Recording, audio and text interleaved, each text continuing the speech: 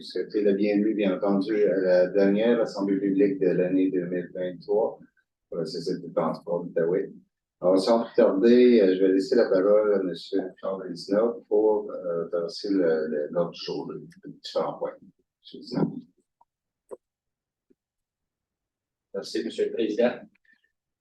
L'item 1.1 de l'ordre du jour, c'est la période de questions des citoyens et l'intention des membres du conseil d'administration. On m'informe que nous n'avons reçu aucune question par courriel. On m'informe également qu'il n'y a pas de questions proviennent des personnes présentes dans la salle.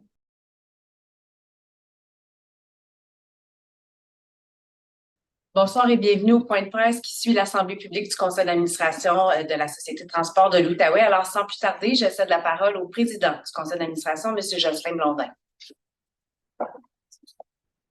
Merci beaucoup. Alors, bonjour tout le monde.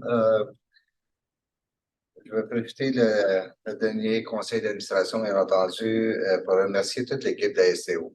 Quand je parle de toute l'équipe, c'est vraiment tous les gens de la STO, l'administration, les chauffeurs, les employés d'entretien, mécanos, et ainsi de suite, pour la belle année 2023.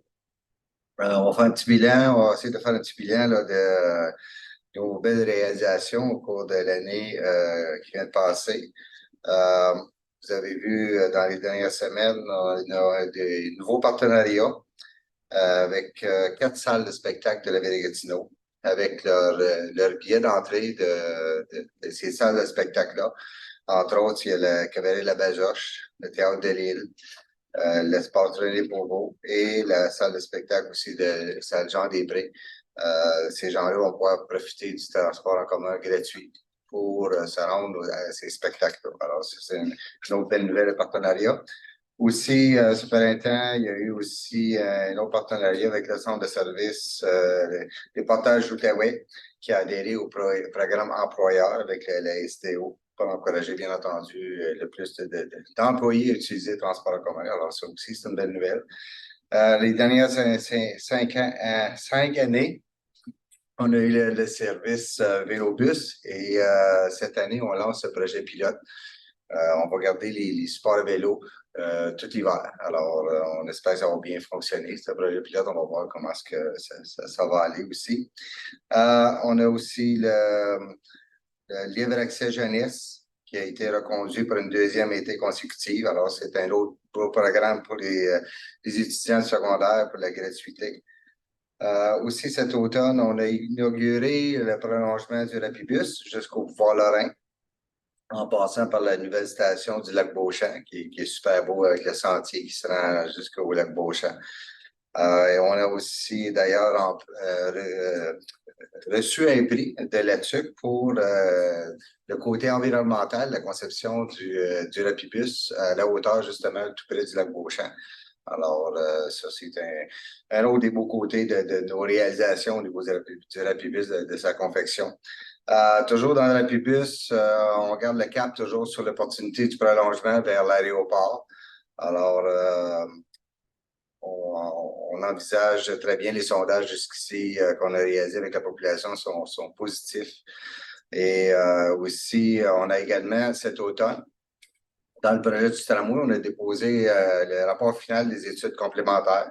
On a aussi lancé le site web. Et comme vous le savez, on attend toujours le financement du fédéral. On espère que 2024, début 2024 serait encourageant. On le souhaite toujours, on se croise les doigts. Mais ce qu'on entend, c'est que la dernière rencontre qu'on a eue avec les ministres de la région et les ministres de Québec, c'est que les discussions vont bien. Alors, on garde espoir. On termine aussi l'année en parlant de l'électrification du transport. On sait que c'est aujourd'hui et demain. Notre personnel peut visiter un des autobus qui vient d'arriver, un autobus électrique à la STO, de la compagnie, c'est un prototype de la compagnie Novabus. Alors, on devrait les recevoir, nos autobus, en janvier ou février, nos premiers autobus à nous. Alors là, présentement, les employés sont en train de regarder le fonctionnement un peu. Ils vont pouvoir étudier un peu ces autobus-là. Alors, c'est dans le but, là, éventuellement, de recevoir dans l'avenir tous des autobus de conception électrique. Une organisation n'en est rien sans des gens qui la composent. Alors, je tiens à remercier l'ensemble, comme je l'ai dit tantôt, de l'équipe qui permet à l'ASO de réaliser toutes ces missions-là, de réaliser tous ces beaux projets-là. Aussi, je veux souligner le soutien et l'apport spécial de notre directeur général, M. Patrick Leclerc, qui supporte, qui endure son président. Des fois, c'est pas facile.